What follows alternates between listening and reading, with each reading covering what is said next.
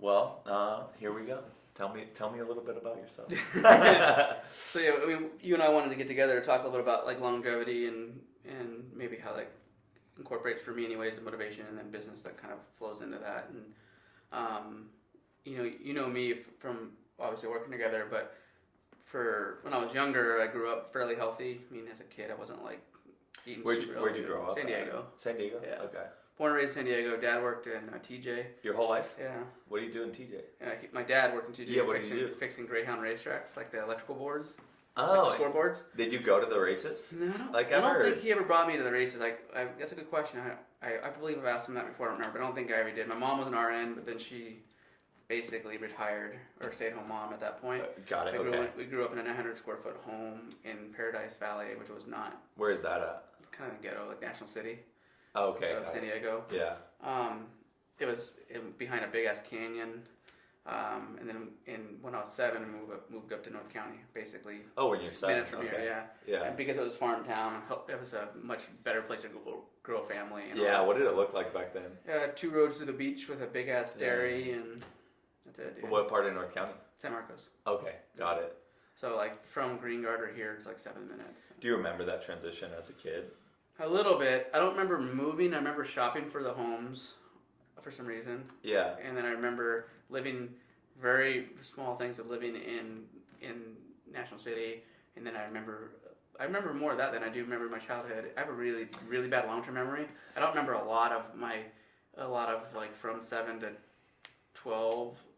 I don't remember a lot of what I did. It's just kind of like blocked out, or like. I don't know what it is. Do you remember like favorite teachers, or Yeah, I like remember certain a like couple favorite friends, or like teachers. what you do at recess or stuff like that? I remember like I used to play flag football. I used to go up the street and play roller hockey in the cul-de-sac, and I used to do things like that. But I don't remember like the very beginning, when I met people and things like that, like very specific details.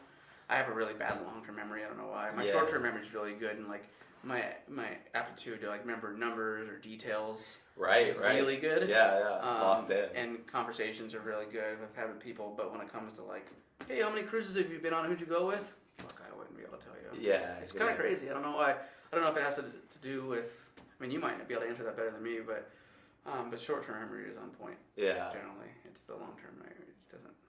Do you think that's because the interesting thing is almost as we're doing right now, we're getting filmed just in a constant loop. Yeah. Our brain is doing the exact same thing. Yeah.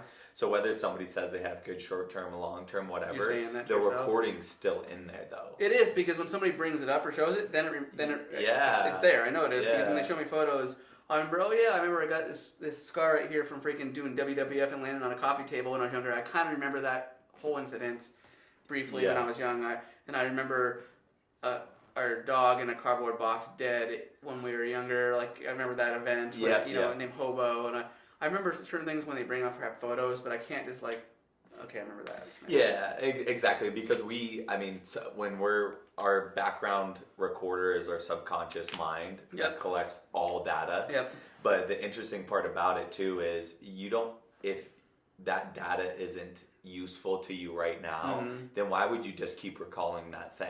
Yeah, that's true. Like, I can't remember what I fed my dog Waggy when I was 7 years old. We probably fed her a certain style of dog brand. Yeah. I have zero recollection, although I probably saw it every single day for 5 years. Do you think the traumatic or more prominent experiences are what you remember more? Like, I remember like when one of my dogs got hit by a car and I was having to like blow dry it because it was peeing and had a cone on its head, and the one that passed away prior to that. And like get in trouble for throwing snails at the girls when I was a kid. Things like, I remember things like that, right? Or but I don't remember a lot of other details. Yeah, anytime a memory is linked to an emotion, and it depends on how the strength of that emotion. Yeah, that's when you're going to be able to have full recall. Okay. I mean, they always talk about it too. Like, tell me what you're doing on September 10th, 2001, nobody knows. September 11th, okay, I remember that moment, because it had so much emotion and weight to it. So then it goes into like trauma. So when we have things that were very traumatic in our childhood, we do one of two things. We disassociate and push it so deep into our mind that we don't even know it's there anymore. Sure. And it goes on to play itself through our life, and we don't even know the actions that we're taking.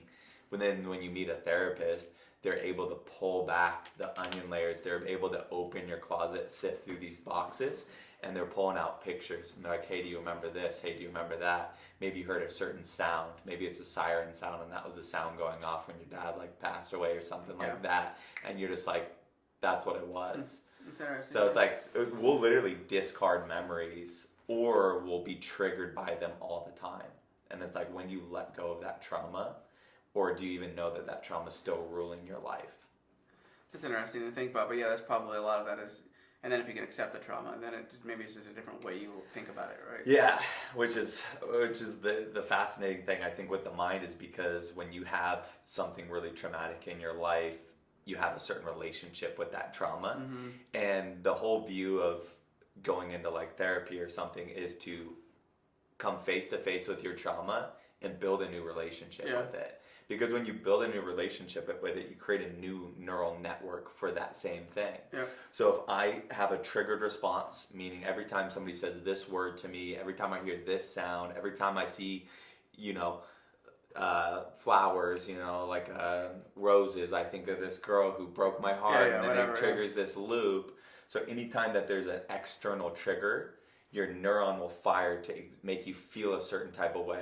So trigger your limbic feeling brain, it'll make you feel that certain type of way. Then that feeling will then create thoughts, which then rule your present moment. This is funny because when I listen to some of the things you've been telling me, but those are just thoughts. You chose to have those thoughts, right? Where you can, and that's one of the guys on the drive was talking about how you have the way to fix that, right? Yeah, exactly. And it all comes down to a choice, but if you haven't had the courage or bravery to look at that trauma and just be like, that thing like really killed me. Yeah. And every single time I go to face it, I get triggered and scared, and I feel all these horrible emotions again. Mm-hmm. And that's exactly what PTSD is. Yeah. Right? When you go over and you fight, and everything's so relative, because it's like, my trauma can seem so little compared to somebody else who's gone over and fought war and watched people die. Yeah. And then I'm like, oh man, like what have I seen? Not much. But it's true to me. Yeah, it's my threshold. Mm-hmm. So then when you go over there and you kill someone or watch somebody be killed in front of your eyes, and then you take that home with you. Yeah.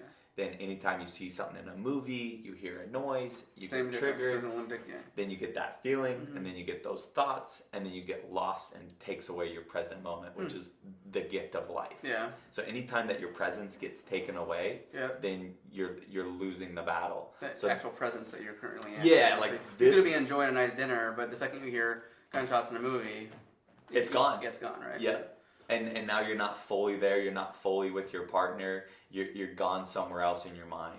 Well, and obviously in extreme examples like PTSD, it doesn't work. But I know they've talked about like, pulling the lever, as you put it, with different breathing mechanisms and things like that to be able to manage that. Yeah. Even if you do go there, you can pull yourself back into that present moment quick by pulling different levers. And one of them I learned about the other day was the breathing exercises and stuff. It's really cool to see. So. Yeah, and that's how it's funny that you say that, because I was literally just talking to my dad about it yesterday. Well, you and I talked on the way here about how one of the things I want to improve on is just my patience, right? Even though it's better than it was a long time ago, I tend to lose my patience a lot quicker. And again, fair or not, a lot of it's predicated on the fact that I have to deal with so much nonsense all the time that when I want people that I hire to do certain things right, especially things that most would assume would be relatively like base level expectations to hire somebody, and they don't, but what I've caught myself doing is I'm not a yeller, I'm more of I have a bad habit of like, I won't say talking down, but just being like sarcastic. Right. When I talk to people, which I know I am, but I'm at least cognizant of that. I know it, and they know it, because I explain that to people. Where do you think that came from? If you're talking about relative to that type of situation, I don't know, because... was that a learned behavior? Yeah, I think it was a learned behavior. Because my parents, mind you, they were hard on me. We're never in a situation where they would talk down on me about something of intelligence level, because I was always the one that wanted to learn more. Right. And aside from my dad, not many people in my family were huge into that. My sister is now, but so I think it's learned behavior, just about the fact that maybe, I can't tell you how many times, and I really like, it almost makes me uncomfortable even telling you or anybody, so many people go, even my buddy Wally says, Nate, you're different. You have to accept the fact that you're different. Even my GM for Green Guard today said, Nate, people at Green Guard are getting, the ones that are still helping out are frustrated and doing their best, but they don't know when this shit's going to end with COVID. Right. So they're going to, they just saw me motivation. And I'm like, working and making extra money and fucking staying busy is not like, I don't understand that. It doesn't register for me. Right. Even if I can understand why some people theoretically would feel that way, it just still doesn't make sense because, and so I get people that have multiple times in my life said, you're just different than everybody else. Your mind is wired differently. And it's like, but I don't think that I'm any different, better, or worse than anybody else. I think I'm just another human. Yeah. And I just make different decisions to certain people. But because of that, I think that's what it is. It's like, to me, some of these decisions that, I get irritated just because I take the time to want to learn and become better, constantly learn and become better at something. Yeah. A lot of other people are just okay with mediocrity. Exactly. And I can't accept that. Yeah. But I mean, that is a super difficult subject too, because when people are saying anyone's different, I mean, if you're looking at like a chemical neurological level, every single person is different, right? So we all have the same exact receptors in our brain. Now those receptors, the chemicals that go into those receptors that cause you to think and trigger certain parts of your brain, ours are going to look completely different. Okay. So mine's going to take me in this direction, yours going to take you in that direction.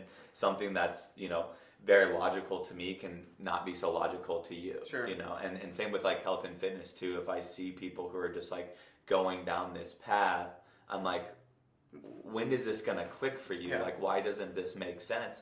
Or when I see people who are in like shitty relationships and they just keep going back. That's how I am too. Like more abuse. Yeah, and I'm like, why are you causing yourself to suffer like immensely when all you have to do is like take a step back, look at your life from 30,000 foot perspective and be like, I see what's going on here. You step up to the mountaintop and you look down and go, I see what's going on here and I know what needs to be done and I know what needs to change in me.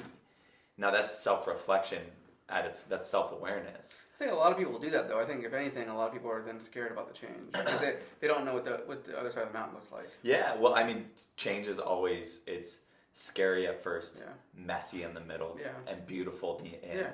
Yeah. So you'll be at one of those few places. You'll be too scared to start. When you've actually started to make a change in your life, you'll be in the middle and it'll be fucking messy. Mm-hmm. And you'll be like, frustrating, confusing, I don't want to do this. This isn't working. I want to go back to what I know because they have that beautiful saying, the devil that I know is better than the one that I don't. So it's just like, at least I knew that pain and at least I was able to live with that pain. But it's like, what if you just had to suffer a little bit more, be more uncomfortable for this duration of time, and on the other side was something that you couldn't even imagine. But it's like, how do I cross that river? You know what I mean? A cool example on that, I talk about this a lot in my podcast, is that Ruben at the gym, where he's 320 pounds when he starts the gym. And so it took him years and years and years to finally even come to the friggin' gym. And then it was just messy and he was hurting and miserable and throwing up and literally at the gym and just like, what the fuck am I doing? For the first couple of months. And then it became this like habitual, like, even though he wasn't where he wanted to be, he was becoming addicted because he could start seeing like how it made him feel and all that stuff through,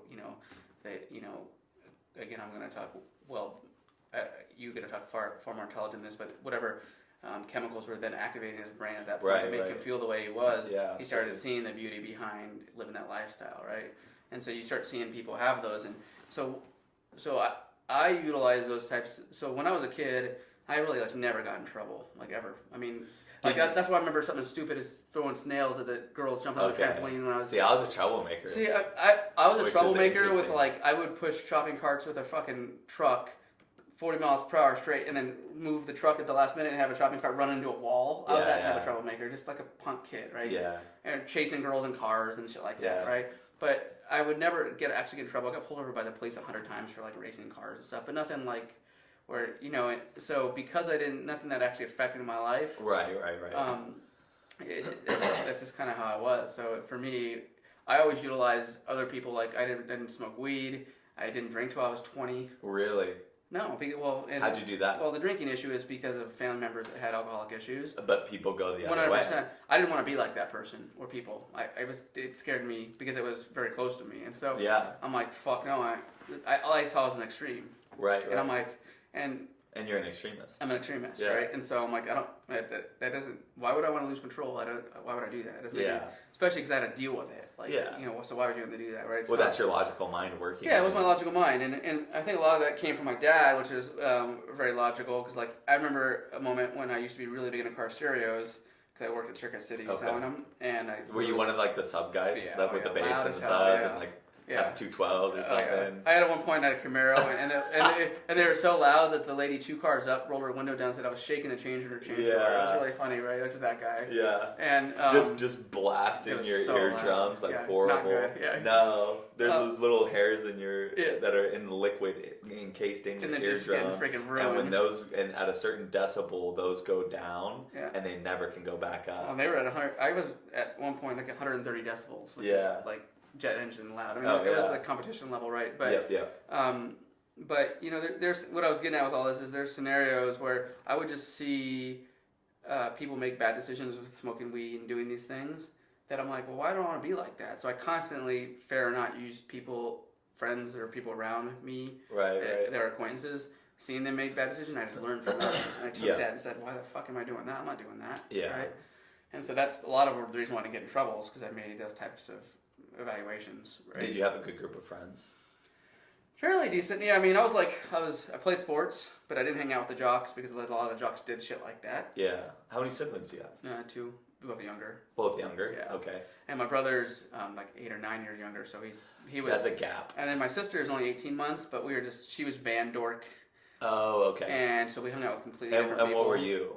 I was a guy that got a job at 15, went to school, had my friends from grade school. And they're just kind of the average ghost, maybe a little bit dorky, but weren't like the library dorks. Just whatever. Like there's independent group of people that hung out, the type of thing. But the second I would leave school, I'd go work. Okay. So you just already had that grind mentality. Yeah, I mean, I was. And what were you working for? Just to make money? Like my parents didn't. A car. A car, yeah. A car, and then to support the car and the gas, so I could have some independence. And then prior to that, I just, if I wanted to choose or anything, my dad worked in TJ. Yeah. And we grew up in a 900 square foot home. For sure. So, literally, when I brought 50, they had this old wooden, when you go to Mexico, you can get, those wooden, bowls. This is, a very, not a very deep bowl. It's a very shallow bowl. And they would always put their change in it. Yeah, I know what you're talking about. And if we wanted to borrow 50 cents legitimately, when I wanted to, when I was younger, to then take my bike down to the card shop, I would have to pay it back. It wasn't like a lot of people will just say shit like that. No, it's a loan. No, it was a loan. Yeah. Right, and so and finally when I was old enough, I started mowing lawns, and I think my when I got allowance, it was maybe $2 or $3 a week or something. Right. Because they had no money. Exactly. Yeah. And so because I had an appreciation for money at that point, I started balancing the checkbook when I was 10. But my parents, I think, even if my memory is any proof that I don't have a great one, I remember their checkbook only having between $500 and $1,500 in it at any given time. Sure. They might have had a savings they didn't tell me about, but it wouldn't have been much. Balancing the checkbook, so funny. I remember my sister used to do that now, for fun. It's funny when people do it now. It's you have a freaking bank account online. It's the same fucking thing, right? And so. Well, for my generation, it just seems so foreign too. If I said it to a decent amount of people, they would be like, I don't even know what that means. Well, you don't even write checks in. Yeah. I do e-checks now. When I had to pay a lawyer today, and so when I paid the lawyer, it was a $3,000 check. I just emailed it to him. Yeah. It's what do you mean, Yeah, checks are interesting. So that's kind of where I come from in that perspective. And so I don't know where the temper came from. I think a lot, to be honest with you, the temper probably came from the alcoholic background of some family members. And then just the frustration behind that, right? And then I did have, some people I hung out with that maybe were a little bit temperamental when I was younger too. So they had that same mentality, and maybe they grew out of it a little bit more. I don't have a temper again where I blow up, but I just have a lot of patience. Right? Yeah. But on the other hand, I have a reasonable amount of patience when it comes to other things. Well, you have a short fuse for the nonsense, and you have a long fuse for the fucking actual shit that could fucking... Yeah, like COVID. I've not lost my patience or been upset at once at it. Not at all. Like, all these loans and grants and all this... I've been, like, extremely patient and clear on it. Yeah. But it's the stuff that shouldn't require a lot of effort and time that I guess I could lose it. But to go all the way back to what you're talking about, that... Like, I'm starting to try to take a deep breath and say, even if I get upset or, like, make a smart-ass comment to this employer or friend or whatever, it doesn't accomplish a lot. Yeah. Just choose to either hang out with that person or employ them or don't. Yeah, but exactly. There's no point in reacting that way because, one, it doesn't help them, and two, it's clearly not healthy for you. Yeah. But it's something where you have to have and somebody was saying this on that drive the other day, you got to have the ability, it's practice. Yeah. Pull yourself out of that for 30 seconds and say, okay, how am I going to how should I react? Exactly, and that's the art of the pause. It's hard though, because you're so used to this, right? Yeah, so. I mean, we're habitual creatures too, so our brain is always trying to short circuit things because it goes, oh, he keeps going to this thing all the time when he feels this, so let me just make it, automatic. Yeah. So then you just automatically do it. The more reps you get. So then there's a thing that's like, so if you have like your two neurons, the neurons that fire together, wire together, and then these neurons, they have like an axon. It would be nice to draw a picture for this, but wrapped around the axon is this myelin sheath. Yep. And the myelin that actually wraps around, almost think of it like there's like electricity going through a cord, and then it gets wrapped around, so it's not like you could touch it. Yeah. So that's the exact same thing, but the more myelin that's wrapped around the axon, the more readily, it's almost creating a groove. It's funny you say that. Now, this is completely off subject, but it might be something you could relate to.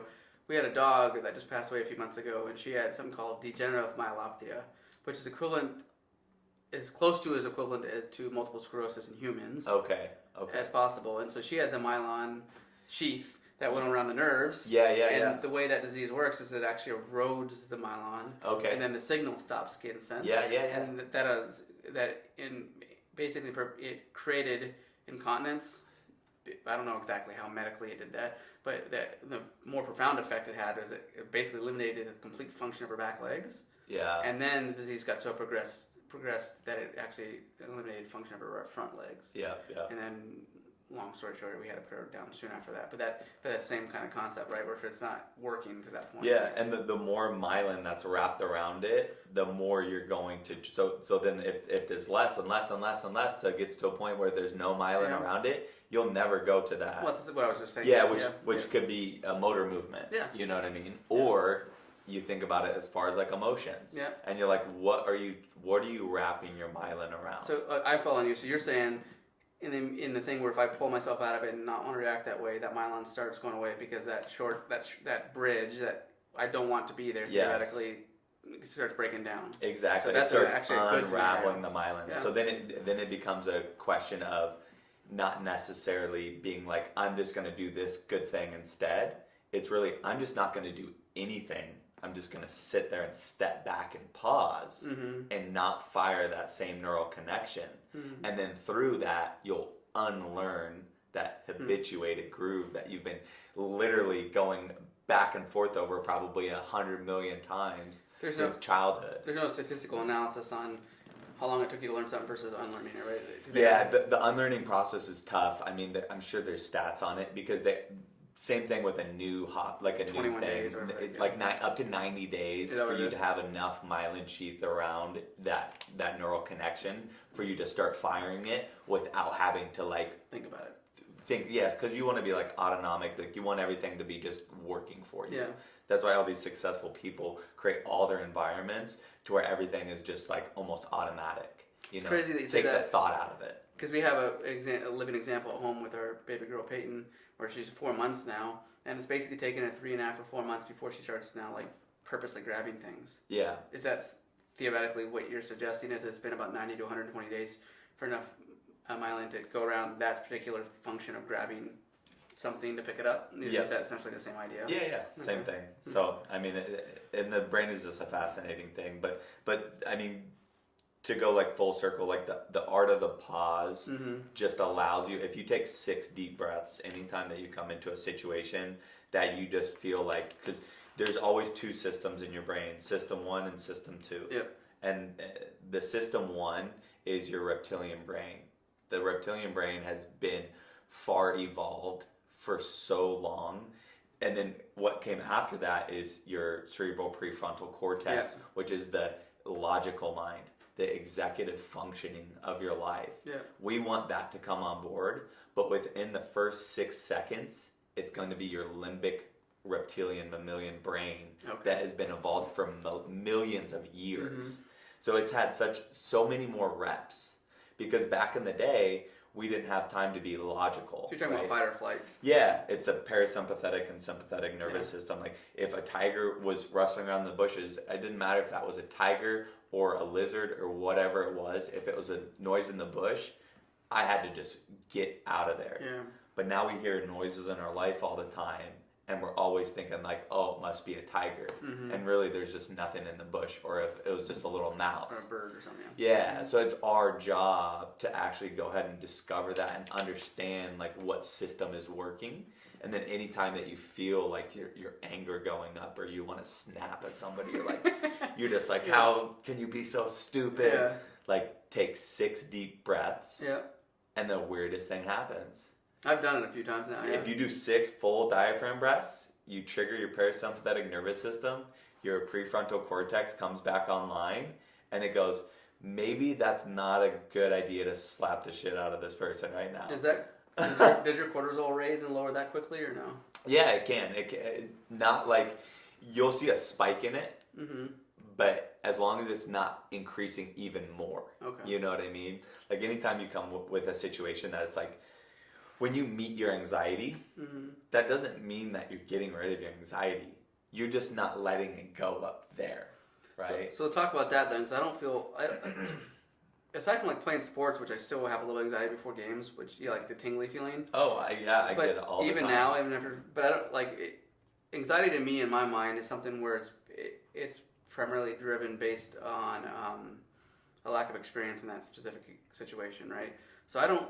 The way I define anxiety for me personally is I don't feel like I have it very much, because I've put myself outside my comfort zone so many times. Right. That it's hard for me to be anxious about it in the definition of what I deem as an anxious moment, right? Yeah. So is that, do you think Myelin, we were just talking about it. Is that what it is? You put reps in. Yeah. And then your brain is, the more reps you have doing something, the more you're going to be comfortable doing it. You know what I mean? But there'll always be a little bit of anxiousness, because it should be there, because it's actually triggering you to say like, hey, you feel anxious right now because I really need you to be present.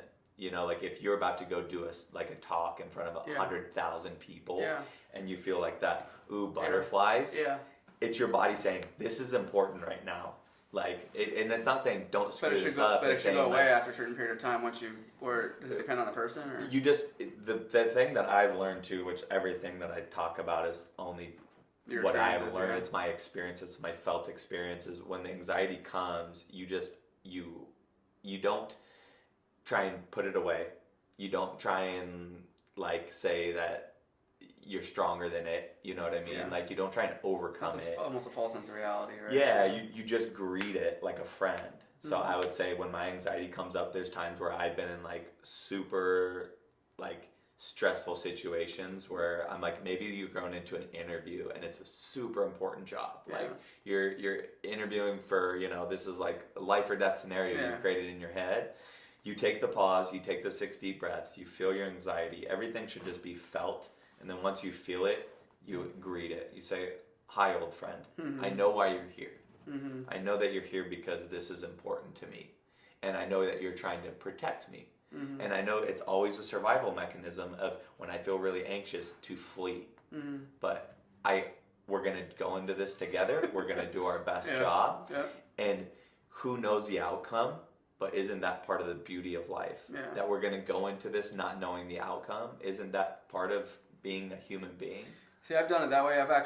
The way I've internally spoke to myself that way, though, is similar to that, saying I know I'm nervous about this when I've had those types of situations, but I've also then turned around and said something like to the extent of, if I don't do this, what am I doing for myself in the next 10 years? Am I going to go into it have an almost more long-term anxiety because I didn't give myself an opportunity to earn the right for this job or this opportunity or whatever it may be. Yeah. And it's the similar, conceptually a similar idea, but I almost like convince myself of like, I have anxiety now for this moment, but it could be worse in 10 years from now if I look back and say, fuck, I should have tried that. Yeah, so you just future project your future self and that feeling. Yeah. And that feeling trumps. Mm-hmm. Yeah, so then you're like, well, then I choose this feeling. Yeah, exactly. You know? I don't know if that's just kind of a hack or what it is. It's a hack. Yeah. Everything's a hack in life, I think, which is just like super interesting, and everyone has different hacks. That's why when you're like talking on podcasts or interviews or anything like that, you're finding out somebody's hacks. Yeah. Like, you find extremely successful people. Yeah. And they go, this is how I hacked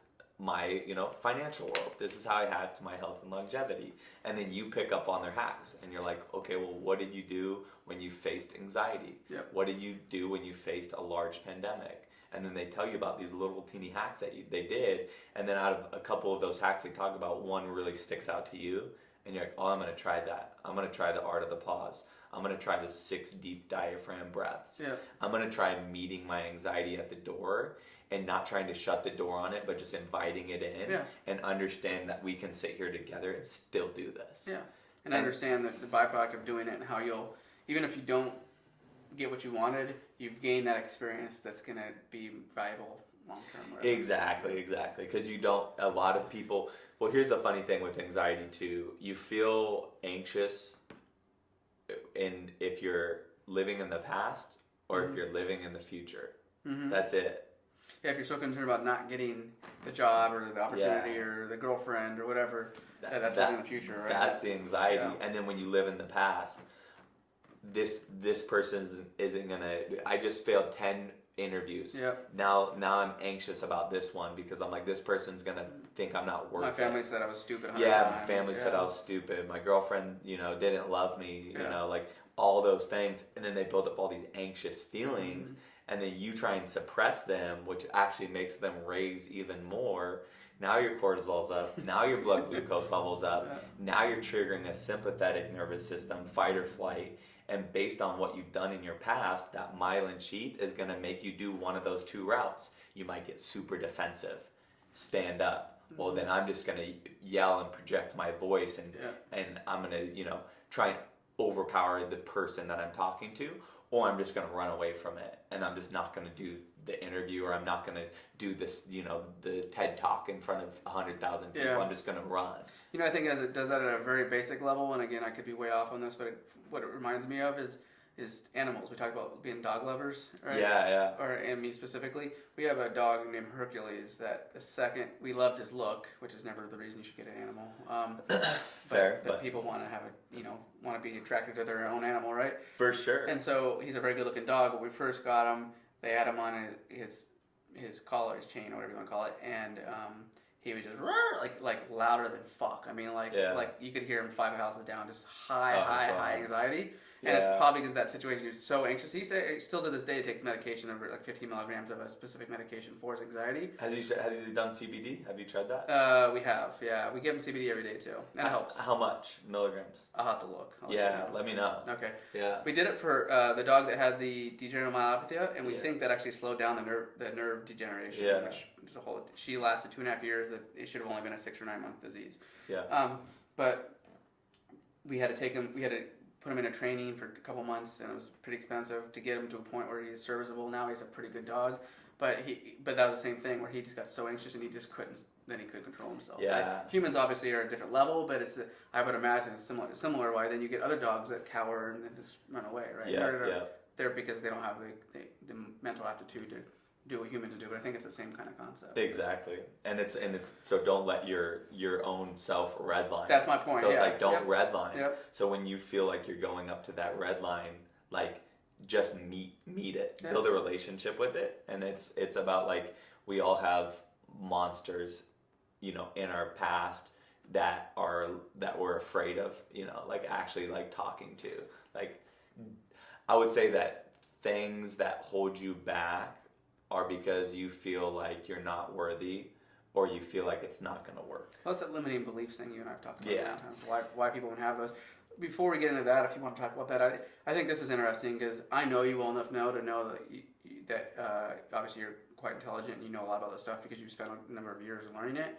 But for somebody that might listen to this, might be like, he sounds a little fucking crazy. And I'm not trying to insult you. Oh, no, for sure. But when you're like, how am I supposed to meet my anxiety? Like, what does that even mean? Yeah, like, you're talking fucking gibberish right now. Yeah.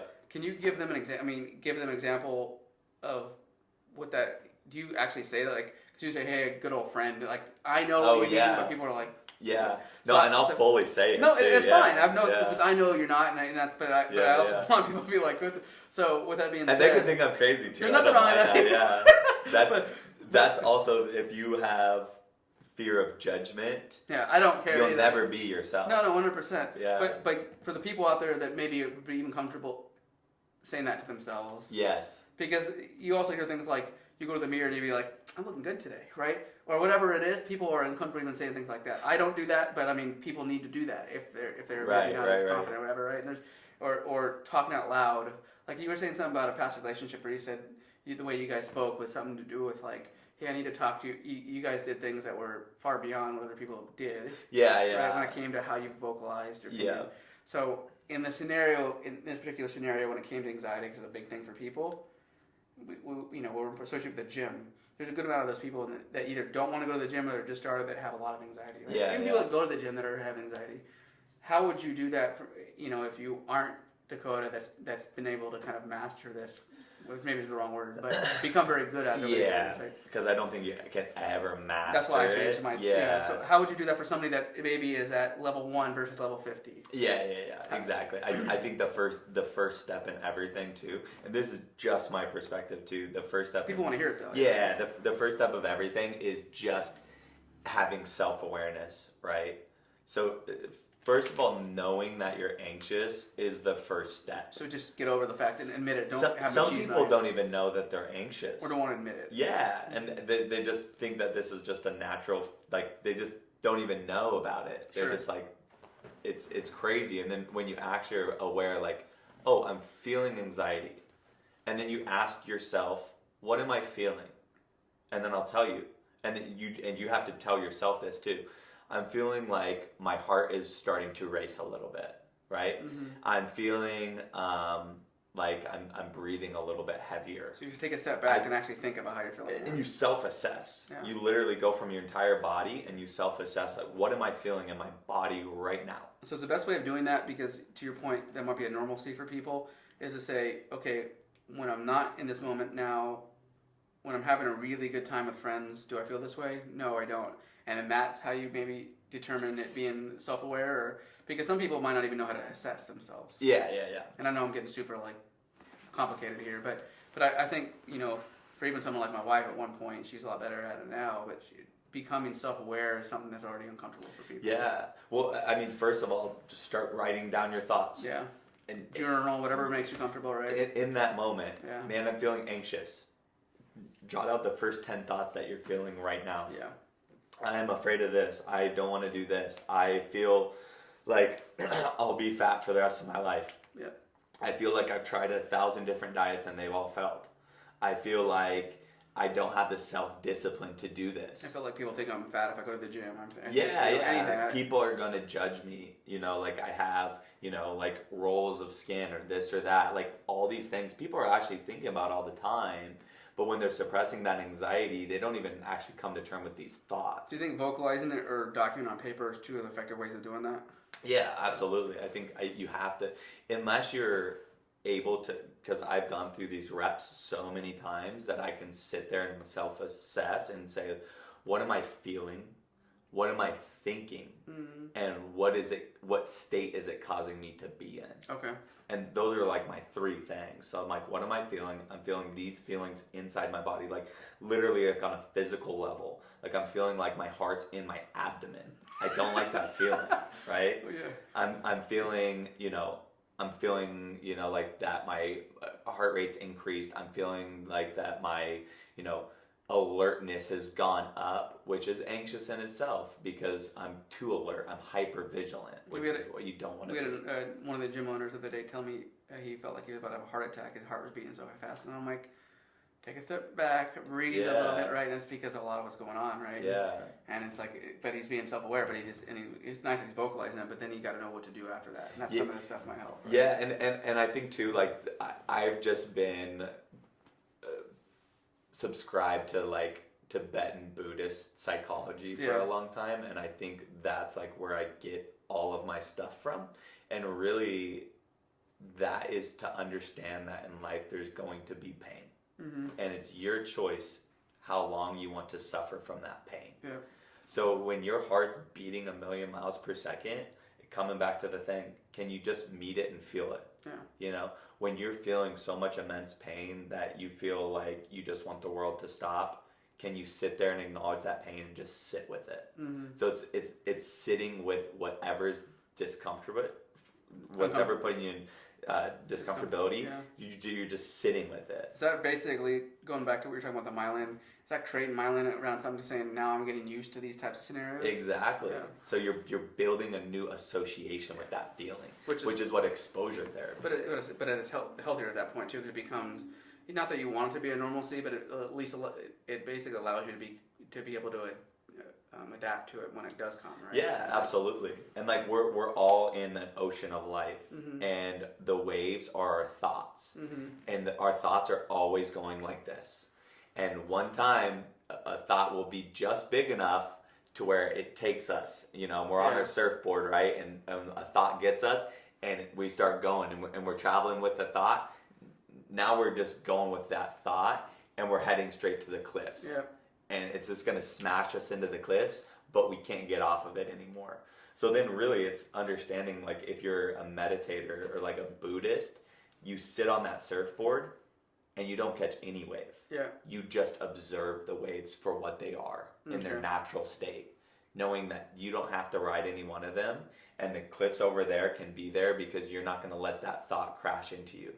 So that's where the art of meditation comes in.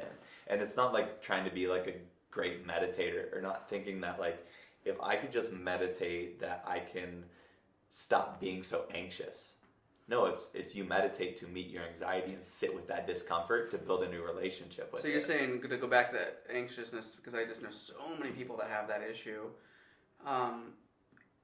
be self-aware of it and then meet it. And then, so, again, it's hard for me to understand this because I don't if I have it, I've maybe met it so many times I don't feel it very often. Yeah.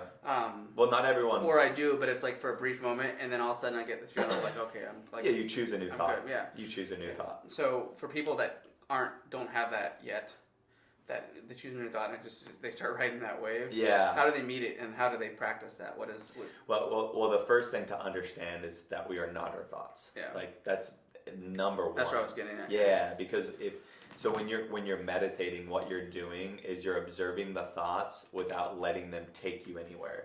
And when you do that again and again and again, and sometimes you hear a thought in your head and it's not a good thought at all. It's really, it could be mean towards yourself, it could be demoralizing, or it could be violent, or wanting to cause harm to your others or to yourself. And you can think like, man, I'm not a good person for having that thought. Yeah. But now you're judging yourself. Yeah. Now you're becoming your thought. Yeah. So then you just look at the thought and just go, okay, like I'm observing this thought, and then you just come back to breath. And the weirdest thing happens when you do that, when you come back to breath and you observe that thought, it goes away. Yeah. And then guess what happens? Another one comes right back up. Yeah. It's not like I reached this euphoria where I have no thoughts and I'm just like at one with life. Yeah. It's like, it ain't coming. But what's coming is 1,000,000 more thoughts, 1,000,000 more waves. And if you just watch them without having action, reaction, or judgment to each one of those waves, and to just say, this is part of the human experience. You know what's cool about that, though, if you want to take the positive out of it, not that that's negative, but is that because there are 1,000,000 more waves, you get a ton of repetitions. Yeah. Right? And so that's actually exciting. You'll get a lot of practice in life. For sure. It's coming for you. It's not like you have to create these situations where you'll get provoked by anxiety or things like this. It's coming. There's not a lot of people that say fucking Nate 100 times, and they just gotta start thinking about the thoughts, right? So I heard a great speaker said, his grandma told him this. She said, listen, you're either about to go into adversity, you're in the middle of adversity, or you just got it out of adversity. You're always in it, man. Yeah. Like that's part of the human condition, but it's our association with our thoughts that control our lives. That's how you define adversity too. Some people have this negative connotation towards it. Absolutely. I don't. I also think failure and adversity, people are thinking of like these failure for sure. Adversity is kind of like based on, you can ask and probably flip a coin with a lot of people, but a lot of people just think those are like negative, bad words, right? Yeah. And I think the opposite. Yep. So your relationships create your associations. Your associations control your life. So your association with words, right? Like, what do I think of if there's a fork in the road and I see one road says, this road is very hard. Mm-hmm. And then I see another fork and the sign says, this road is very challenging. Mm-hmm. Now, if I'm prone to be a man who's up for a challenge, I'll go down that road. Yep. Now, the roads could have the exact same obstacles to overcome, but it's just, I just reframed it by going, look at this challenge that's ahead of me, and I need to be strong. Yep. And I'm going to face many challenges in my life, right? So instead of saying I'm going to face many hardships. Which is funny, because the way I was playing that game in my head when you were saying that, and I would have chosen the challenging thing too because of who I am, but the way I think of hard for me is, well, a lot of people think things are hard that I don't think is hard, so I'm not going to go that route. Yeah, that was the way I looked at it. Yeah, right? yeah. And the reason I said that is not to sound egotistical, but then immediately when you were talking to me, that my brain went to, well, we just went hiking in Lake Havasu, and these hikes that were considered hard they were like 9-mile strolls for me. Yeah, and it wasn't because they weren't hard and they weren't that difficult, but it's just that they had it associated for the general population, right? Yeah. And so for me, that word doesn't mean a lot. Exactly, for sure. But association is different, right? Fully, and that's what I think the crazy thing about it too is just like, so always your subconscious mind is always eavesdropping on you. Yep. So it's always eavesdropping on your words. So this is a thing that I always have to catch myself doing, but when you're actually really cognizant of these words, you'll listen to other people, what word choices they choose. Mm-hmm. I do that, and how in what context they use it. Yeah, and they'll be like, oh man, I can't do that, it's too hard. Yep. And I'm like, whoa, easy. Yeah. And then I look back in a life of where they overcame a challenge. And then I'd say, hey man, you just overcame that challenge. Remember, when you're 16 and, this happened and this happened, your mom was an alcoholic and you had to go over this and you created, all these beautiful things in your life and overcame these challenges. Like, how'd you feel about that? Awesome. Like, okay, like, was it hard? Yeah. Was it a challenge? Yeah. Okay, well, you still did it. So then instead of just saying like, this is just hard, I can't do it, say, this is going to be challenging. And I've done that before. I've gone through challenges before. Yeah. So it's, and with food too, specifically with our line of work, is we deal with a lot of like health and fitness, and we're in that industry. The first step is your association with the food. Like, which is probably one of the biggest issues. People have negative associations with food.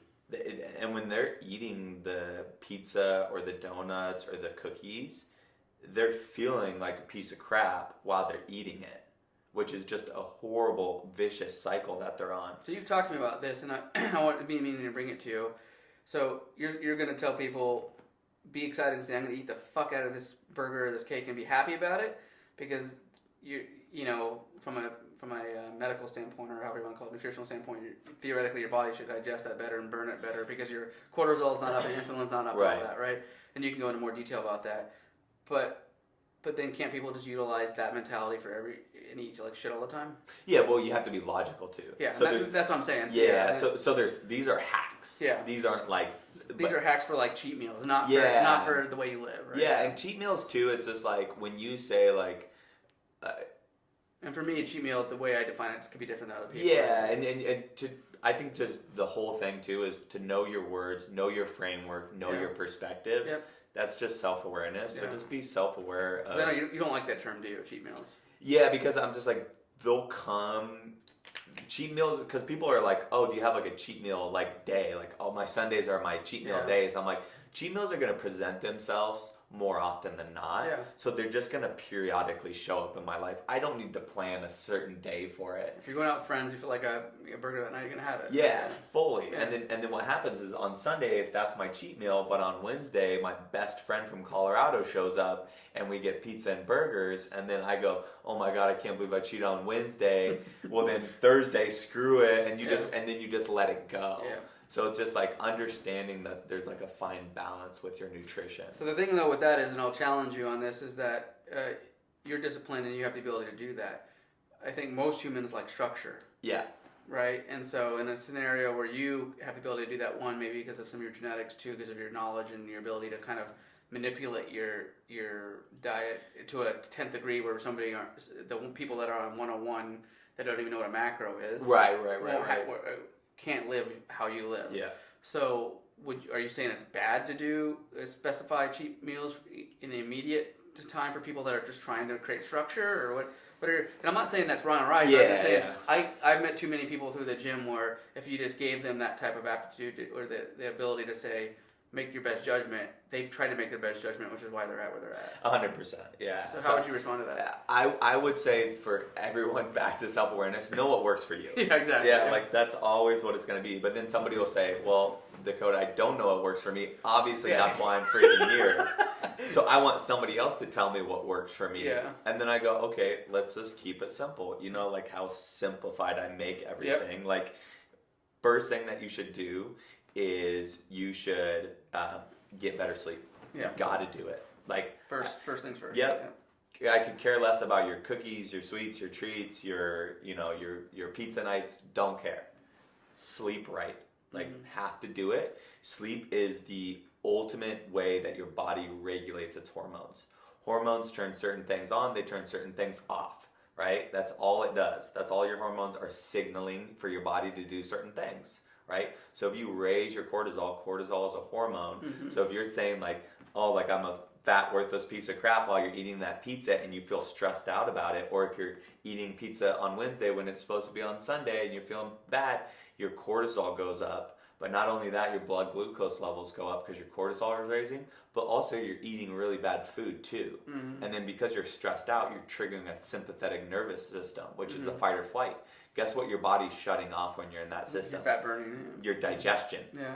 Because your body's not worried about digesting a piece of pizza when there's a tiger about to maul it. And that's where your cortisol and your blood glucose. Yep, blood glucose shoot up so you can run. Your cortisol goes up because cortisol is a hormone that makes you very alert. So when you're just very hyper vigilant. So then these two things go up. But then you're also eating like crap. Your digestion goes down. Cortisol goes up. Cortisol is a hormone that's very anabolic to fat cells, meaning it's going to grow the fat cells. And then it's very catabolic to muscle. It's going to break down muscle. So the higher the cortisol, the more fat you're going to store, the less your body is going to digest your food, and then the more you're going to break down muscle for energy. Because if you're storing your fat, you're gonna find an energy source somehow. So it's going to break down your muscle. Yeah, and then that's gluconeogenesis when you're breaking down certain different other macronutrients to get versus glucose. What it should, versus if I eat, a carbohydrate, then it raises my blood glucose levels, and then my insulin pushes it back into the cell, and I store it either I convert the glucose into glycogen, which is stored in my liver, and then glycogen stored in my lean muscle mass. So lean muscle mass, your muscle fibers have glycogen stored in it. Yeah. And glycogen, glucose, those are the primary fuel sources of what your brain is always running on. But when we go off on these rabbit holes, then people are like, okay, you lost me. Like, I'm confused. That's why you gotta make it simple, right? So then we come back to what we said. Sleep good. And what does that mean, sleep good? It means when you're sleeping, I'm very particular about my sleep because I'm very particular about measuring everything because you can't manage what you don't measure. So if I ask somebody what their blood glucose levels is, what their fasted blood glucose levels, and they go, I don't know, I've never checked that. We were talking about that earlier, Well, you could have a fuel partitioning problem, right? So if you get like a simple like sleep tracking device system, like I have the Oura Ring here, you have the Whoop, both awesome pieces of technology. We utilize these things to leverage an insight of how we're sleeping, and then we can manage that sleep. So I know my body performs optimally when I'm getting at least an hour and 45 minutes of deep sleep and 2 hours of REM sleep. Yeah. Now, what's the weirdest thing has happened is I've been getting a little bit more deep sleep, but my REM's gone down. And I don't know, and I have to look back at the data and like go through all this stuff, but I'm not having as much energy anymore. I noticed that too. I also noticed, like to your point, drinking just crushes you. We talked about it at night. Kills you. Within 5 hours for people that watch this. I noticed that. If you have one alcoholic beverage within 5 hours of sleep, it's going to take your liver to get through all that alcohol, which is going to raise your blood glucose levels too, because alcohol is very similar to glucose. I mean, it's basically sugar alcohol. It's just a form of that. It takes 5 hours for your liver to process one drink of alcohol. I think the other thing you taught me that was really important is the half-life of caffeine. Yeah, the half-life of caffeine is crazy too, because this is a beautiful way to show it. So if you're going to have, first of all, one alcoholic beverage before bed, make sure it's 5 hours before bed. Not 3 hours, not 2 hours. Not a nightcap, yeah. Dude, I just did a nightcap last night. I had 2 glasses of wine 3 hours before bed. My fasted glucose levels is around 74. It went up to 87. Which is pretty. It's a pretty phenomenal. Big I mean, that's great, but it's still higher than it was. So I'm not going to be. So I'm about optimization. So it's still higher than I'd like it to be. My respiratory rate went up. So how many times your body's breathing per minute. So that's my respiratory rate, and then also it took away from my REM sleep. And I'm like, okay. Over 2 glasses of wine. Yep. Now I go back to the drawing board. Now I don't have any glass of wine, and then I look at my respiratory rate, and then I look at my REM sleep. Did it affect it? Did it change? You also have to make sure you're not changing those variables as far as what you don't have a TV, but things like that, right? Yeah. I mean, and there's a rabbit hole down that too. But I think we'll just cut it super back to the basics is cut off all screen time. We'll just be super nice to everyone. 1 hour before bed. So screen time 1 hour before bed. If you have to be on a laptop, TV, or phone or tablet device, have blue blockers on. Right? That blue blocker is going to cut out the blue light, which is the blue light is telling your body what time of day it is and what hormones to produce. If you're in a wakeful daylight time, you're going to produce certain hormones that are associated with wakefulness. Yeah, you're supposed to be awake. Right? Yeah. So you're going to be suppressing the pineal gland, which excretes melatonin, which is what helps you sleep. Yep. And then with caffeine, the half-life, the quarter life of caffeine is 12 hours. Okay. So that means if you have 100 milligrams of caffeine, theoretically 25 milligrams would be left in 12 hours. Yep, exactly. It's floating around in your brain, basically. Floating around in your brain. Yeah. I always like to tell people too, if you had a cup of coffee and there's 100% cup of coffee to the top, then you cut it in half, there's 50% cup of coffee, and then 25% cup of coffee. Well, if you had, let's say you had coffee at 10 a.m. And by 10 p.m., it would be almost the equivalent of you taking 25% full cup of coffee at 10 p.m., swigging it, and then going to bed. Yeah. Does that make sense? So a lot of people don't realize that though, right? And so some of the hacks I've done, I can tell because I've been sleeping a lot better lately. It's taken a couple weeks, but the blue blockers, even though I've been intermittent with that, but that's helped a lot. Yeah. We do tend to be on the phone. It helps with eye strain too. Especially if you're always in front of screens all day. Yeah. Because you can wear them even before you to your point, because eye strain just throughout the day. Right. And then the alcohol thing, I've noticed the nights I don't do that, and then if I don't have caffeine, I've noticed, then I think the last thing for people that's helped me anyways would be try not to work out too late, right? Yeah, exactly. I mean, if people that's the only option, that'd be the last thing I would say try not to do, because it's better than not working out, right? Right. But if you have the ability to work out in the morning, that'd be better, right? And just the low-hanging fruit, I like to always start with the low-hanging fruit. Can you have your last cup of coffee at noon? We're being nice here. Can you do that for me? Just cut it off at noon. Yeah. If you were to have an alcoholic beverage, can you do it 5 hours before you go to bed? Yeah. Can you stop eating 3 hours before bed completely? Just no food at all. Now, if you can't do that, can you do 2? Or eat stuff that digests easy at least. Yeah, or if you're going to eat a little bit later in the night, it should be higher in protein or fat. Yep. A healthy fat. A couple almonds, right? The almonds and the fat will actually satiate yourself enough to where you won't have those certain things that cause you to be hungry, which are leptin and ghrelin are these two things that are telling your body, there's signaling molecules that say, hey, I'm hungry, or I'm full. Mm-hmm. And those things, when you get bad sleep, get all out of whack. So then people wake up in the morning and they're starving. Mm-hmm. And they're running off of glucose. And then the first thing, I was talking to this guy who's part of my running club. I was like, tell me what you do in the morning. He's like, man, I wake up and I eat healthy. And I was like, what do you eat? He goes, I have oatmeal and I have a banana and I have a cup of coffee. And I was like, that is the worst thing that you could eat in the morning.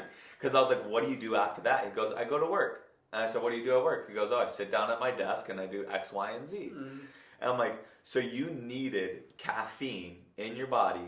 You needed carbohydrates. You needed like what? 100 grams. Yeah, 100 grams of carbohydrates and a banana, which is what we like to call a sugar bone. Yeah. It's basically a sugar bone. It's going to raise your blood glucose levels up quick. Hey, banana's great if you're about to do something. Soccer or something. Yeah, you need, middle or after of a game. Crush a banana, you got just done with a lengthy run. Same with coconut water. Mm-hmm. It's great if you use it for those things. But not just a drink. But if you have a coconut water in the morning, that's a horrible thing to have. Yeah, because you're not going to burn it. Right? Yeah, so he's jacking up his blood glucose levels. And not... He's jacking up his caffeine levels, which is going to raise your cortisol up a little bit too. Not to mention, first thing in the morning, your cortisol for the first 2 hours is high.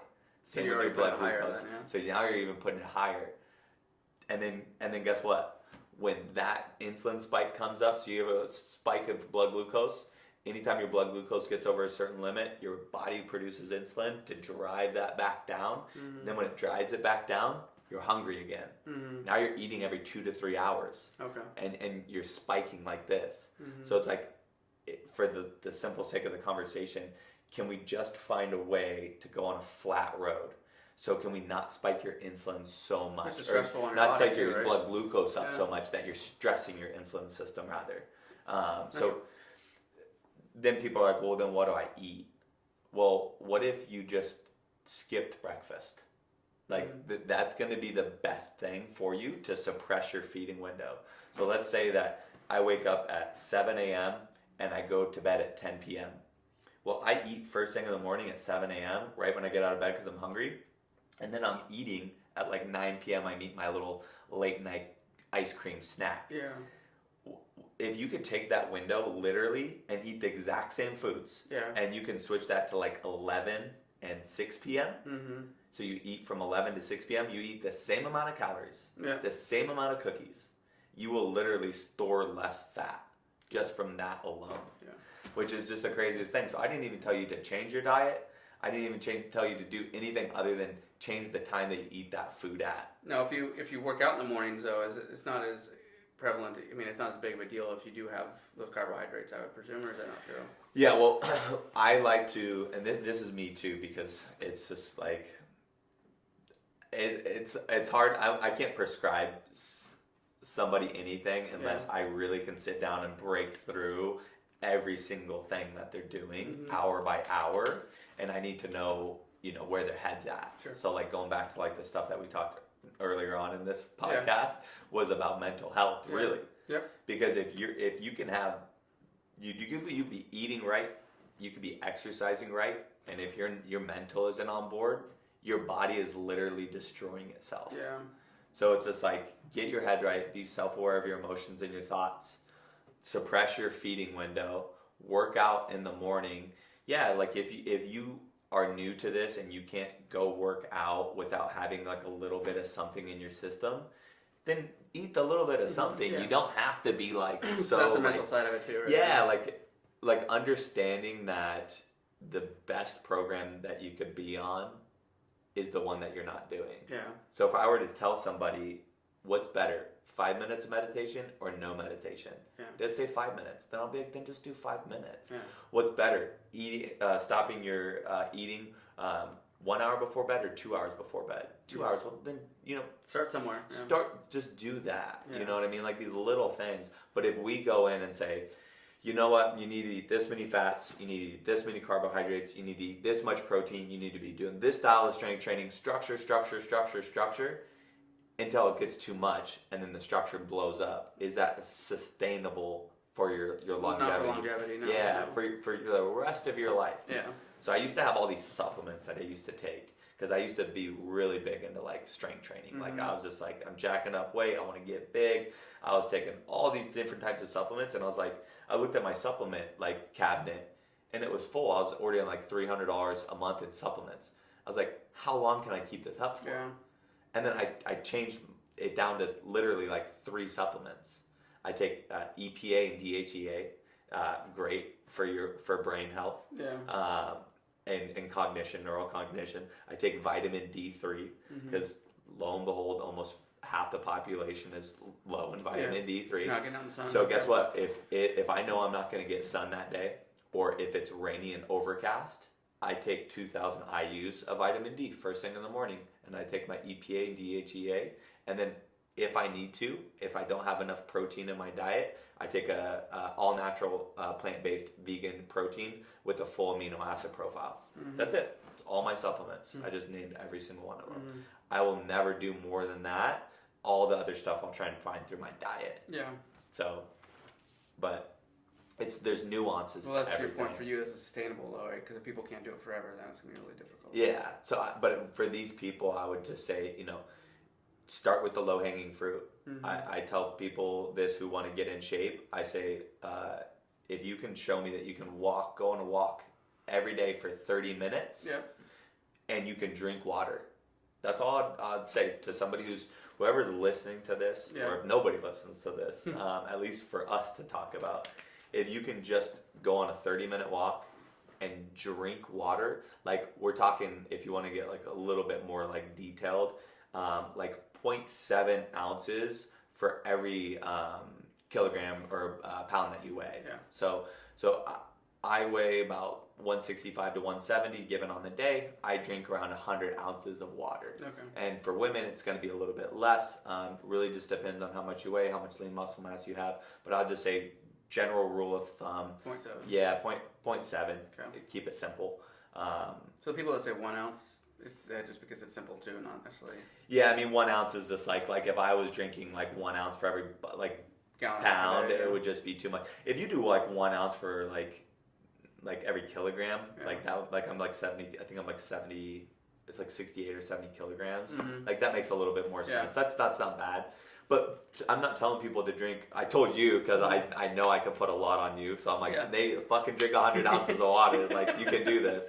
For everyone else, I would just say be mindful of water. Just be mindful of it. If you need to have like a 50-ounce water bottle, drink it twice. Yeah, drink it twice. Or if you're a woman and you have a 34-ounce water bottle and you drink it twice, 68 ounces, great. Just be mindful of when you're drinking water because we do everything mindlessly. We're just like continuing to do things and we're never stopping to think like, shit, how much water did I drink today? This is my second bottle. It's not a lot. Yeah. So that's the same idea, right? Yeah, so I'm like, just be mindful of that. Go on walks. Walking is so phenomenal for your body. Limit the amount of food that you eat right before you go to bed. Try and relax your mind before you go to sleep. That's what you've told me to do, like, especially because somebody like me that my mind doesn't turn off, is you gotta almost tell yourself, okay, you're good for today. Yeah, it's really awkward to even say that to yourself. Yeah, it's that self-talk. It's so weird but guess what? If you're not actively self-talking to yourself, you're still doing it. Yeah, you're just, But you're just not being aware of it. No, exactly. At least when I'm talking to myself and I'm saying, hey, good buddy.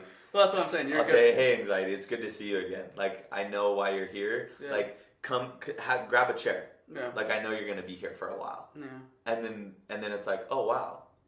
And then it's just like, that's your fear. But that's just having extreme self-awareness. Yeah. And being comfortable in your own skin and all that. That's it. Yeah. And then just understanding, too, that, like, man, we're all going through the same thing. We are, Like, we all have very similar emotions. We've all gotten our hearts broken. Mm-hmm. We've all lost somebody that we love dearly. Yeah, we've all failed in some of. We've all failed, 100%. Yeah. But some people go this way and some people go that way, and it's your ability to become self-aware that will lead you in this direction. Not to say that those things you're gonna get your heart broken again. I'm sorry to say it. Yeah. I hate to say it. You're gonna lose somebody you love. Mm-hmm. Hate to say it. But when you can have a relationships with impermanence that is life. Everything in life is impermanent. Mm-hmm. Our cells are regenerating every so often. Yeah. So we're literally regenerating cell. We're regenerating tissue. Yeah. People that we love are going to pass away. Mm-hmm. It's going to happen. This water that's in here is going to end at some point in time. That's just the fact of life. Yeah. And I'm going to have to find a new source of water. Yeah. And I'm going to have to let go of this bottle because now that it's not serving me anymore. Yeah. And I think it's just so interesting when we talk about health and fitness, because it has everything to do with that conversation and so less to do about this, right? So it's like, I think that's kind of like my mission or like vision in life, is to just be like, to change people's perspective, to shape their realities around what is actually happening, and to just not judge themselves so much. Yeah. People are hypersensitive about what people are. I think a lot of people predominantly judge themselves because of what they think other people are going to think about them, more than anything else. Right? Oh my God, that's a whole different podcast. But I mean, it's Jesus, that could be another 2 hours. But yeah, I mean, that's just literally. I'm probably one of the people that I have a weird effect with that. Again, we should probably talk about that later this week. But I think that if people can get past that point, that will actually enable them to be much more self-aware, because these outside influences that they're so concerned about go away. Yeah, and it's just being okay with yourself, And when I look in the mirror too, like, I am, just to keep it simple again, instead of saying positive affirmations, what if you just cut out the negative ones? Yeah, at least do that. That's called neutral. Yeah. So anytime that you're in neutral, it's a lot better than having your car roll downhill. Like going like this every day and grabbing your fat. Yep. Yeah. And you go, oh no, I'm not smart enough. I'm not this enough. I'm not that. They call those ants, right? Yeah. That's Dr. Amen. He talks about it. It's called automatic negative thoughts. We always have these little ants. And when you see a trail of ants, what do you want to do? You just want to kill them all. Yeah. And then guess what? They come again, they come again, they come again, because we don't get to the root source of what's causing those ants. Yeah. And that's buried in childhood trauma and development and external and internal reasons and chemical reactions and so many different things that takes a professional to help you get through them if you do need it. If you need it. But there's simple hacks of how to just be a little bit more aware of when those automatic negative thoughts are happening, and to just not get carried away with it. So it's just like, just meet them where they're at. Don't jump on the wave. Yeah, don't jump on the wave and just watch them, but don't allow them to affect you. Right? Yeah, you see that big wave coming and you're like, oh shit, it's going to take me. And it's like, we have the choice, if we just get a little bit more effort of paddling over the top of it, that we can just let it go by, And then when you get really good, then you're just like, then that's what a Buddhist monk is. You know what I mean?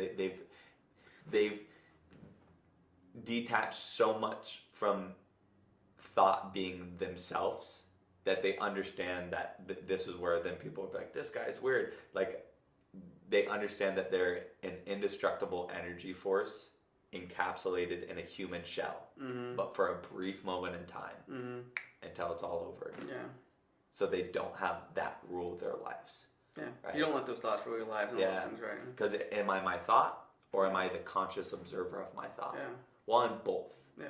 But when I take the seat of self, of being the conscious observer, and I just observe those thoughts, and I just try to not let myself suffer so immensely from them, you can make yourself suffer 1,000 times over from the same thought. Yeah. Neurologically, what's going on in your brain when you're having that triggered thought, you're reliving that moment. Yeah. Your brain cannot decipher from a past experience, a future experience, or a present experience. Because you've lived it so much. Because you're running the same neural connection. Yeah.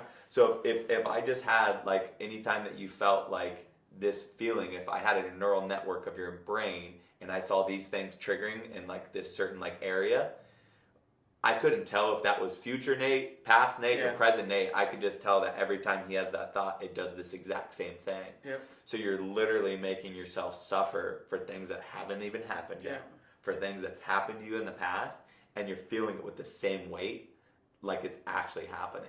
So it's so real. And that's the thing with people. That's why you say you got to observe those thoughts versus immediately react to them, right? Yeah. So and then when you just observe them, right, it goes back to neutral. Yeah. I'm not telling you to say that I'm the king of the world. Yeah. I'm not telling you to beat your chest. If you need to do that, cool. Yeah. I'm just telling you to just not be so hard on yourself, and to just back up a little bit and be like, I don't need to say bad things about myself.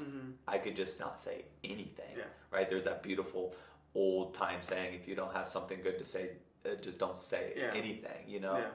And then when you look in the mirror, you can be very objective, right? I always, and you and I are probably very the same in this logical approach. I could look in the mirror and be like, I'm not going to say I'm a fat piece of crap, but I can say, I love you for where you're at. Yeah. And I know there's more left in me that I can do. Yeah, positive discontent. Yeah, positive discontent, association, perspective, reshaping. Yeah. But I would just be mindful of what words you're choosing, right? That's it. We have such a limited vocabulary, right? People ask you, how you doing? Oh, I'm good. Yeah. How's it going? Oh, everything's fine. Really? Yeah. So then I have this practice, right, with relationships that I get really in tune with people of like that I want to develop a deep relationship with. Say, I'm fine. Well, my fine and your fine, we define those in two different ways. Yeah. So your fine could be like, oh man, I just lost a $250,000 account and, my dog is sick. Yeah. And my fine can be like, oh, like everything's good. I got my stimulus check and I got my mocha frappa latte today. Like whatever. Yeah. Like that's my fine. Yeah, it can be like completely different. So when I ask you this question, so I'd say this is a practice that I do with people can do it if they want. Instead of saying how are you doing, right? We're just gonna get a short answer. How's it going today? Good. How are you doing? Fine. I'd say, tell me what your thoughts and feelings are right now. Yeah. You can't say, I feel fine, I think good. Yeah. You actually have to do a little bit of work. Let me think about my feeling. My thoughts today are that this corona thing has been going on for too long. Yeah. My thoughts today are that I'm overwhelmed. My feeling is that I'm overwhelmed with all the information that I'm getting inundated with of like, it's going to be social distancing for 2 years. This vaccine's going to be out in 6 months. We're not going to do this. We are going to do this. Yeah. The economy's going to open back up. I'm literally drowning in information. Yeah. And every news source in itself is a business. Yeah. And it's looking for people's attention. They want to get as much as they can, yeah. So how do you get people's attention? Well, you say shit like CNN did last night with the 2022 thing, where everybody's talking about. You got my attention. Yeah. Now I'm listening. Nate, we are posed in this pandemic to be like any other pandemic that we've ever faced. By the end of 2021, the WHO is saying that we are going to lose 3 million people in the United States alone. What if that's the title? Yeah. You have my attention. Yeah. Now, in the article, it could be backed by nonsense assumptions and datas and graphs that don't have a true denominator. Yeah. But now you just invoke the fear response in me and you've gained my attention. That got a view. The more views it gets, the more it gets put out into the mainstream media. And the more these outlets get to survive during this time. Which is crazy, yeah. So I just like to look at like logical thinking, there's so much clickbait going on. Yeah. And then it just comes, but coming back to the conversation that we're having, it's like, I'm feeling overwhelmed. I'm feeling frustrated by everyone's on a different page. Yeah. And then everyone's forcing their page on everyone else. Yeah. Like if somebody doesn't, do a certain thing, they're like, oh, you're a horrible person because you're not following these protocols. Yeah. And it's like, yeah, I get it, but like I'm being frustrated that it's causing a divide in the human race. Yeah. And it's not like you're on this fence or the other. There's like so many fences now and so many corrals. I can't keep track of anything anymore. But it's like last time I checked, we're all one race and we're all dealing with the same problem. Yeah, we're all on this together everybody's going to win if we get some type of antibody or some type of vaccine. And so, and the reality is we're all here to try to make sure that we stay as healthy as possible. So why the divide? That's what's crazy about it. Yeah. But that's a good exercise, right? So that just came back to me saying I'm fine, which I'm fine right now. Yeah. But that's what's going on in my head. And then if you were to ask me, tell me what your thoughts and feelings were, and then I just said all these things, now that opens up a dialogue for us to understand each other better. And then I could fully see you in this moment. Mm-hmm. I don't just see Nate being fine. I see Nate thinking about all these things. Yeah. I see Nate thinking about, getting his child vaccinated, doing all these X, Y, and Z. Yeah. Now there's a connection between us. Now I see you. Now we can build a better relationship. I do things like that too. I don't use that phrase. Actually, I'll probably steal that from you and start using it. But I'll go, if people give me some kind of a half-ass answer, like I'm fine, which is just me being blunt because it is a half-ass answer. Because again, to your point, it could be completely different. Yeah. And that's fine. That's how people respond, right? But I say, I needed you to tell me 3 things that I don't know about you today. Mm-hmm. And they look at you like, what? Like, yeah, and it's a practice. But they appreciate it. But then they go, oh, wow, he actually does care. Yeah. It's not just this nicety. Yeah, right? exactly. Which is what historically that question is. Right? Yeah, exactly. It's just part of being social. And it comes back to the same foundation, seeking to understand others. Yep. So that you can build a connection with them, and then they feel a little bit less alone. And then through that connection, I feel a little bit less alone. Yeah. And then that makes me feel like I could withstand all this craziness that's going on, which is like, that's mental health. Yeah. Like, that's start especially with if you mental vocalize health. It and all that stuff too. Yeah, like that, and you have to have these buckets in your life. And I think mentally and spiritually, I have a bucket, and I'm always trying to put a couple little pellets in that bucket every single day. And then I have my health and fitness bucket. And I'm always trying to put a couple little pellets in that bucket. And then I have my financial bucket. And I'm just trying to put a couple little pellets in that bucket. Guess what? All my buckets are going to rise at the same time. Yeah. But it's going to take a lot longer. Yeah. Where I could just focus on my financial bucket. Yeah. And I could have a shit diet. And I could have poor, spirituality and mental health. Well, it was me for a number of years. But man, do I have money. Yeah. And then guess what? When I have enough money, Nate, then I'll focus on that other stuff. It doesn't work that way, though. Doesn't work that way. So it's this balanced approach, and I see a lot of my friends or colleagues will pick a bucket, and then it almost feels like I'm doing the wrong thing because I know I can just go all in on my financial bucket and just be like, I'm going to be a businessman. I'm going to use all my brain power to take all this stuff out of these 2 buckets I work so hard for, because that takes brain power. Yeah. I'm going to use all that power and just push it solely on finances. Yeah. And I'm just going to crush. And I'm going to take Adderall. I'm going to stay up all night. I'm going to work the stock market. I'm going to work relationships. Yeah. I'm going to use the psychology that I have to build relationships with people to extract things from them. Yeah. Me, finance bucket. And then when that bucket's full and I got my house and my life and my cars and all my things, then I'll focus on my health. I'll stop doing the Adderall. I'll stop treating like people like they're disposable. Yeah. And maybe, just maybe, I'll ask how I'm feeling. Yeah. Yeah, and the problem is that people historically never get to that point. Ever. Right? And so you get a lot of people with a lot of money that aren't happy. Yeah. Or treat people like shit. Yep. Or don't have a lot of relationships. Or if they're people that have relationships are predominantly because they have money. Yeah. Like, I had somebody the other day that just said, hey, posting on social media, hey, look, I bought this person for their birthday, and I bought this person for the birthday. And it's like, you really think that's appropriate to post that right now during COVID, and that's what that's the image you're trying to portray? If it is, fine. Yeah. Now, to each their own. Yeah, but I'm not trying to be surround myself around people like that, right? Yeah. I'm more interested in saying, okay, well, what other buckets did you fill today, other than bragging about how much money you just spent on somebody? Yep. Right. And again, if that's what they want to be like, fine. I'm just not interested. Yeah. Right. And honor that. Yeah. Honor them for feeling that. Yeah. Like without any, any type of way you don't feel about. Yeah. That's okay. That's how I am. Like I'm good. Yeah. Because then if you let other people's things of what they do control your life, then you're screwed. Now they've just won. Yeah, then you're screwed, When you see the guy in the, F-350 with exhaust just ripping in and he just drives by you and you're just like, oh, you already know what he's going to look like. And then sure enough, that's exactly what he looks like and then all this pollutants and nonsense and he's just burning fossil fuel and it's just like, okay. But he has a whole different set of circumstances that you can't make judgment on. That I cannot make judgment on. Yeah.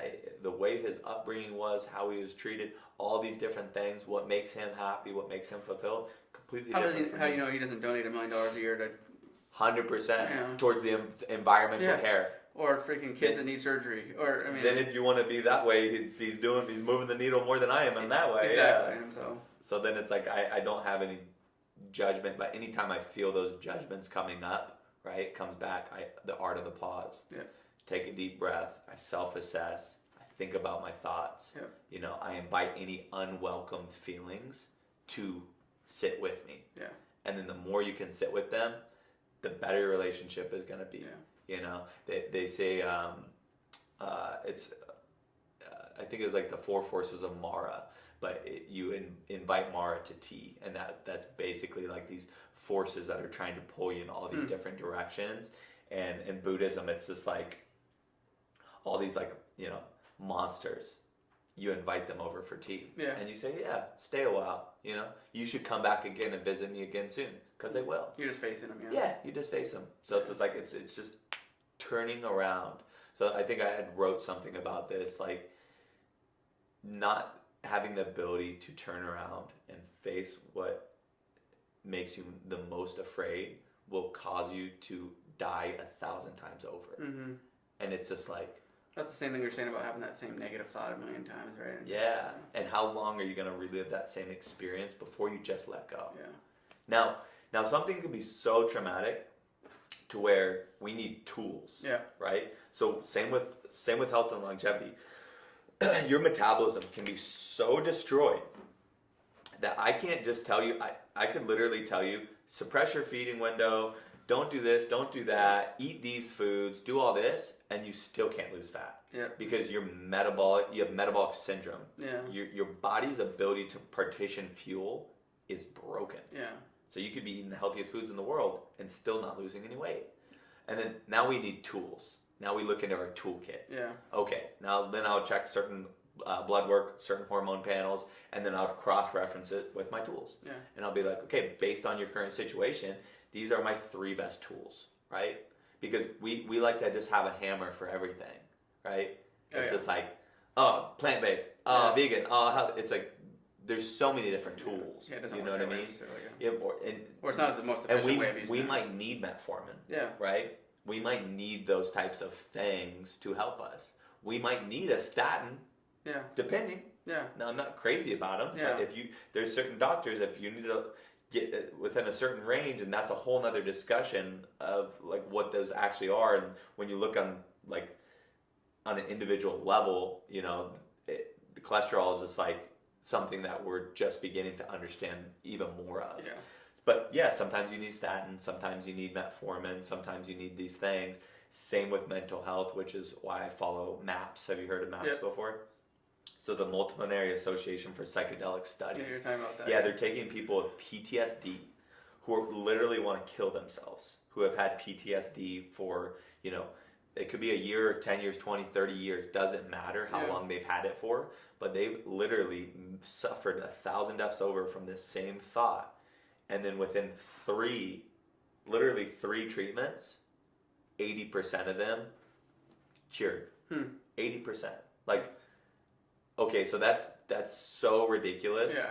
That the government has to be like, okay, what do you have going on? Yeah. So now they're in. So tell me how you could have the FDA, the Federal Drug and Food Administration, approve stage 3 trials for MDMA, which is ecstasy, but that's one part of ecstasy, and psilocybin, which is magic mushrooms. Yeah.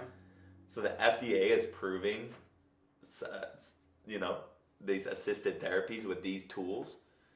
You know how much data that would take? Yeah. A shit ton. Yeah. You know what the efficacy would have to be? And the actual, the rate of which people are becoming better would have to be so staggering. For them to justify that. To get to stage 3, which is the last stage. Is that where they're at? Yeah, before they roll it out. Which is a beautiful thing. And this guy, Rick Doblin, who has been doing MAPS for 30 years, has been fighting the powers that be by building relationship with them and educating them. Instead of him saying, you're wrong. All you old people who think this is like, you know, like whatever. He just said, let me just build relationships with the DEA, the CIA, all these different, you know, powerful groups. Powerful groups, the powers that be, and just educate them. For 30 years, this guy's been waiting for this moment, and he's finally did a TED Talk. They had TED Talk about psychedelic assisted therapy, and it allows your brain. So let's say there's a room of your monsters, and you crack open that door when you're in therapy, and you peek in because your therapist literally has given you your own self-courage to crack open the door, which is what a therapist does, is she leads you to your own doors. Yeah. And it's up to you to open them, and then what you see inside, you tell them, and then they reflect it back on you, and then you understand yourself a little bit better. But when you creak open that door and you see all those monsters, you're like, hell no. I will literally die if I go in there. So this assisted therapy allows you to do it? Now you have MDMA, which uptakes a certain chemical reaction to where, guess what happens when you're on MDMA, the side effect? You feel fucking amazing. Yeah. You feel literally every cell in your body is vibrating at such a frequency. You feel happiness like you've never experienced in your life. So when you're so overjoyed and happy, because like we literally just like turned up that meter to like fucking 100. Yeah. We're like, let's turn all these feel goods up to 100 and put you into a certain state. And opening the door is not a big deal. And then you open the door and you just like, and you look at them, you're like, and you sit down and you're like, fuck guys, what have we been doing? Yeah. And they're not so scary anymore. That's because it's used in a therapeutic standpoint. Yeah. And then you compartmentalize them in new boxes. Yeah. And instead of them being in your junk drawer, then you put them in new boxes and you rearrange them in your brain to where when you're out of that chemical response to that drug, when you're out of that response, guess what? Your monsters aren't in the same place. They're in new boxes with new names. Yeah. You just literally reshaped your entire perspective about them in that one moment. Yeah. You just rewired your neural connections. You just untangled the neurons, the myelin sheath that were firing these habituated patterns.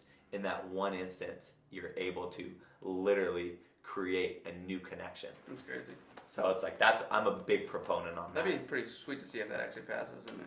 Yeah, I've heard of, I don't know enough about it to talk to it, but I'm fully certain it's going to. Yeah. So I'm just excited for that world to happen. And there's an awakening that's happening in society, right? That we're all becoming, like people like to joke around, like people are becoming woke, right? But the collective consciousness is raising through data information being shared. So we're all raising our conscious levels because of the amount of information that's being shared.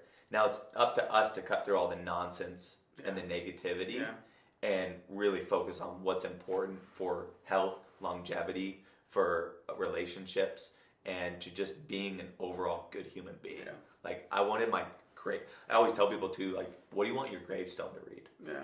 Like, what a powerful question. What kind of legacy do you want to leave, Yeah. And my gravestone does, like, as simple as it may sound, like, I just want it to be like, here lays Dakota Lawnhair.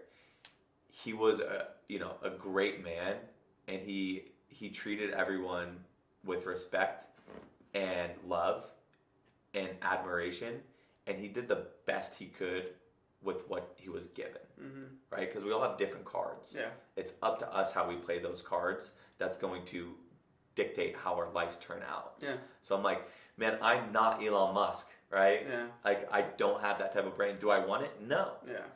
But I have a certain deck of cards, and I have certain cards that were given to me, and I'm gonna play them to the best of my ability. Use them, right? And if I play those with being fair to others, with loving myself and loving others wholeheartedly, and having admiration for life and the pursuit of happiness, like, is that not a life well? How can you not want to ask for more than that? Right? Yeah, like that's it. Like that comes back to the simplistic mindset. I think that probably gives some people some stuff to think about for sure. I mean, it's a lot of that. Hopefully, are some hacks and some things that people can think of, and just puts things in perspective maybe that people haven't even considered.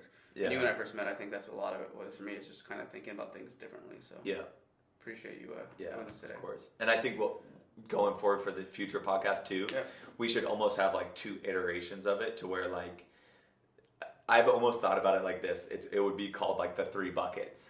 And then one podcast, we're just talking about our financial bucket. That's not actually a bad idea. I like it. Yeah. And maybe the podcast would even be called the 3 buckets. Yeah, or whatever. That's what I'm saying. Yeah, that's kind of unique. And it's like, and then some person might, subscribe to the finance bucket. They're like, the spirituality stuff is cool and all, but I just really like the financial bucket. They can dial into which one they want. Right? Yeah. And then we could talk about the government loans that are going on with your businesses. And you could say like, hey, here's how I leverage these things to fill this bucket up, or to make sure I didn't knock the bucket over and all my shit fell out. Yeah. Now I'm broke. Yeah. And then the next bucket, it's like health and longevity. Like, we can be structured approach to as being like, hey, here's what you need to do on a structured basis to make sure that these few things are in check to fill up that bucket. And then the spiritual mental one is that in itself is, you know, a deep dive in itself, but you really have to be comfortable with yourself to talk about that stuff. We never talked about that side. Yeah, fully. If anything, you almost want to get people in here that are uncomfortable but willing to do it. Yeah, exactly. And then that's when you see fireworks. Yeah.